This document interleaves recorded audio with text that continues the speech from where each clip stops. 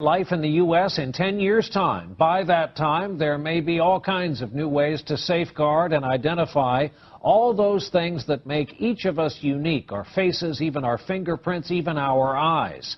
Here now with more on the future of technology, NBC's Tom Costello. The year is 2017. You're rushed to a hospital unconscious with no ID or medical history, but thanks to a microchip under your skin, it's all there. Science fiction 20 years ago, but a biometric reality today. The technology is based on answering one simple question. Am I who I say I am? Already, fingerprints and iris scans verify passenger identities at airports. Within 10 years, that technology may be even more widespread. Within 10 years, that technology may be even more widespread.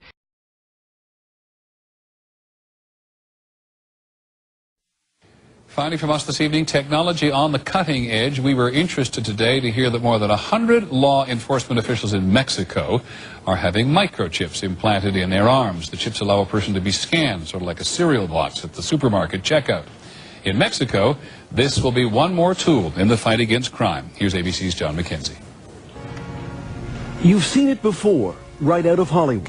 Maybe a little uncomfortable. A microchip inside the body. A hidden, high-tech identification tag. They're the access codes to your job spot. Now, Mexico's Attorney General and 160 of his deputies have had microchips implanted in their arms to control access to the country's new Criminal Investigation Center. It is to provide access, said the Attorney General, to the right people in exclusive areas where there is valuable, sensitive information. The microchip, the size of a grain of rice, is injected under the skin and gives off a low-frequency radio wave. A scanner reads each chip's identification number to verify an official's security clearance. The microchip is tamper-proof, it's secure, no one can take your microchip and use it to their advantage to gain access to your facility. The chip, developed by Applied Digital Solutions, is similar to those used in the U.S. to identify and return runaway dogs. In humans, it can have several uses. Little stick. The chips can also be programmed to carry medical information. The one in this patient details his blood type, allergies, and the fact he has Alzheimer's disease. The device is now awaiting approval from the Food and Drug Administration. Do we have a camera to get a... This is a developmental system made by MC10, and it has an antenna and some sensors embedded in it. And what we plan to do is work with them to advance a tattoo that could be used for authentication. Now, it may be true that 10 to 20-year-olds don't want to wear a watch on their wrist, but you can be sure that they'll be far more interested in wearing an electronic tattoo, if only to piss off their parents. Right? And that can have a design, right? Because Sure. they would certainly want some kind of cool design. Options, right? options. And that's something that you wear, but you could also imagine including authentication in just your daily habits. So I take a vitamin every morning. What if I could take vitamin authentication? What? Vitamin authentication. Look, I have one right here. Well, here, I'll let you hold it. Would you like to hold it? I'll hold it. Okay. So this, You guys see it? this pill has a small chip inside of it with a switch. It also has what amounts to an inside-out potato battery. When you swallow it, the acids in your stomach serve as the electrolyte, and they power it up, and the switch goes on and off. And it creates an 18-bit ECG-like signal in your body, and essentially your entire body becomes your authentication token. Yes, this is true. Okay? Okay, but... Okay, so wait. So it's really true. So what this means is that becomes my first superpower. I really want this superpower. It means that my arms are like wires, my hands are like alligator clips. When I touch my phone, my computer, my door, my car, I'm authenticated in. First superpower. Like, I want that.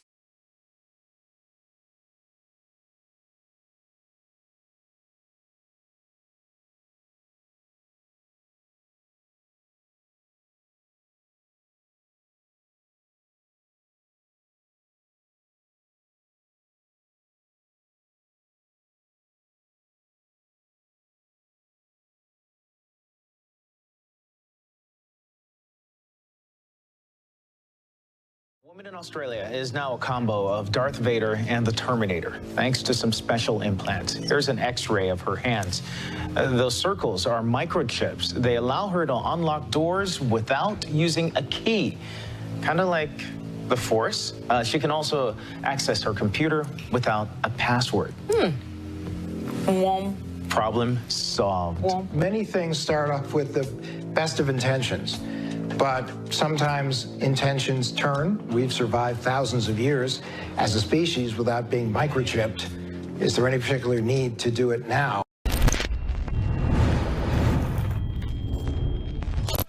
Now, if you go back about 5 years ago, there's headlines in the Daily Mail and the New York Times of microchips in the brains of troops may help with PTSD.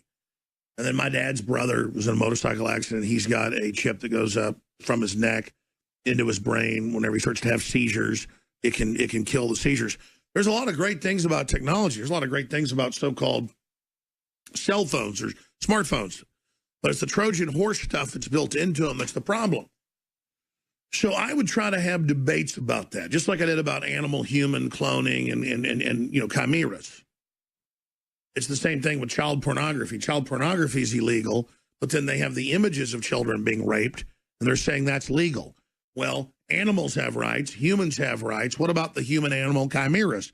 And you notice the media just makes jokes and says, I'm insane, it doesn't exist. Because they don't want to have a debate about this now. They want to culturally, through movies and predictive programming, get everybody conditioned to accept it, ridicule it ahead of time so that people still are conditioned not to ridicule it, just accept it when it's rolled out. And the sperm counts have dropped globally 60%. In the West, it's almost 90%. So you'll have to go get a designer baby made because you can't have a child, which won't even be a real human. It'll be a humanoid. These new embryos that have 5 parents, or it's the new trendy thing to say, oh, we're feminist. We're 2 lesbians. We're having a baby together with our genetics. That's not even a human. Like 2 men together isn't a human. The genome doesn't even work that way. It's a humanoid. They're trying to legalize bringing those to term. And we're supposed to accept it because it's liberal. Kind of like paying for somebody's sex change because it's liberal. No, it's meant to disrupt society. So I told people 20 years ago, hey, it's in establishment social engineering publications that they're even doing the whole body modification movement. And I'm not criticizing your body modification. This is what they said, to prepare the public to accept microchipping. So it's been going on in the military for a long time. Then it expanded into places like Mexico, Venezuela, other areas for people that are in the Attorney General's office, this or that, can be kidnapped. And it's the basic VeriChip, digital angel type deal that can be read just like a chip, you know, in your dog or cat's back. Those are 20, 30-year-old technology. Well, now they've got firms all over the world, nightclubs, Baja Beach Club in Florida, and companies over in Europe that are saying, if you want to work here, you've got to take a microchip. But at first, we just incentivize it and pay for it and give you raises. And it's always a party. It's always fun. You know, that's the allegory of like in Pinocchio, where they first break some things and have fun and have a party, and then they all get loaded on slave ships and turn into jackasses. An analogy of don't be a jackass, don't be a fool.